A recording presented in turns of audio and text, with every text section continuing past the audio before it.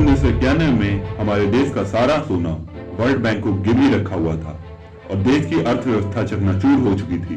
तभी हमारे देश के 10वें प्रधानमंत्री के रूप में शपथ ली थी श्री पी.वी. नरसिम्हा राव ने, और उसके बाद देश में कई बड़े बदलाव आए।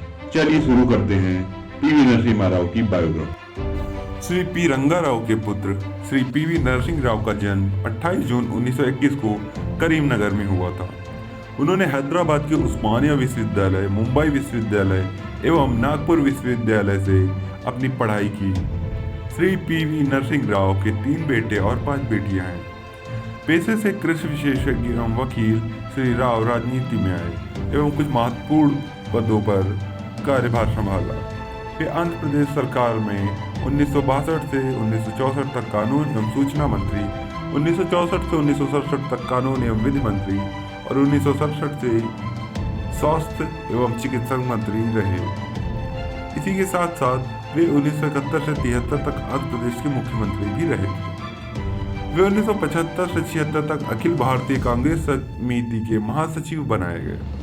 इसी के साथ साथ उन्हें 1957 से 1977 तक आंध्र प्रदेश विधानसभा के सदस्य रहे और 1977 से 1984 तक लोकसभा के सदस्य रहे और दिसंबर में 1984 में रामटेक से 8वीं बार लोकसभा के लिए चुने गए। लोक लेखा समिति के अध्यक्ष के तौर पर 1978 से 89 में उन्होंने लंदन विश्वविद्यालय के एशियाई एवं अफ्रीकी अध्ययन स्कूलों द्वारा आयोजित दक्षिण एशियाई पर हुए एक सम्मेलन में भाग लिया। श्री राव विद्या भवन के आंध्र केंद्र के भी अध्यक्ष रहे। वे 14 जनवरी 1980 से 18 जनवरी 1984 तक विदेश मंत्री रहे। 1991 आते राव सक्रिय राजनीति से लगभग संन्यास ले लिया था, पर राजीव गांधी की हत्या के बाद उनकी किस्मत पलटी और वे एकाएक भारतीय राजनीति के केंद्र बिंदु बन गए। 1991 के लोकसभा चुनाव में कांग्रेस पार्टी ने सबसे अधिक सीटों पर विजय हासिल की, पर उन्हें पूर्ण बहुमत नहीं मिल सका। परंतु इस पर राव ने सरकार बनाने का दावा पेश किया और अपने दम पर अल्पमत की सरकार बनाई। फिर राव नेहरू गांधी परिवार के बाहर ऐसे पहले व्यक्ति थे जिन्होंने पूरे 5 साल प्रधानमंत्री के रूप में काम किया। उन्होंने परंपरा से हटते एक गैर राजनीतिक व्यक्ति मनमोहन सिंह को देश का वित्त मंत्री बनाया।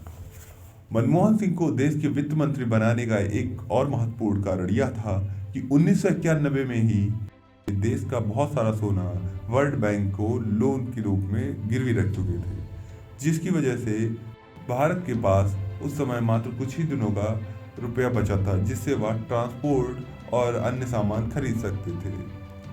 इसी के साथ साथ उन्होंने विपक्षी दल के सुब्रमण्यम स्वामी को श्रमिक मापदंड और अंतर्राष्ट्रीय व्यापार आयोग का अध्यक्ष बनाया।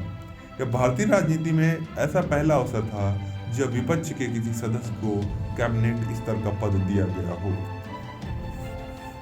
आर्थिक सुधार की बात करें तो जब सन 1991 में नरसिंह राव भारत के प्रधानमंत्री बने, उस समय देश की आर्थिक स्थिति बहुत ज्यादा खराब थी।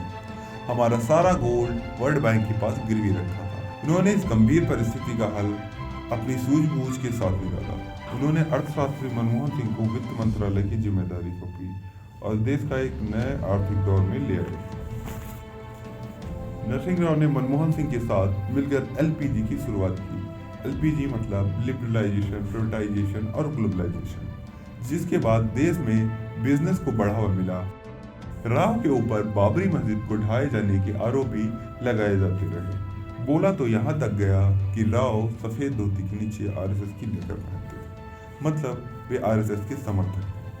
कहा जाता है यह बात उन्हें उनके अंतिम समय तक काटती रही और जब 19 दिसंबर सन 2004 को राव को दिल का दौरा पड़ा तो उन्होंने इंदिरा गांधी को अपने हॉस्पिटल में बुलाकर यह बात उनसे कही थी और 23 दिसंबर सन 2004 को उन्होंने अपनी अंतिम सांसें ली। ऐसे ही और वीडियोज़ के लिए चैनल सब्सक्राइब करें, वीडियो लाइक करें और वीडियो को शेयर करें।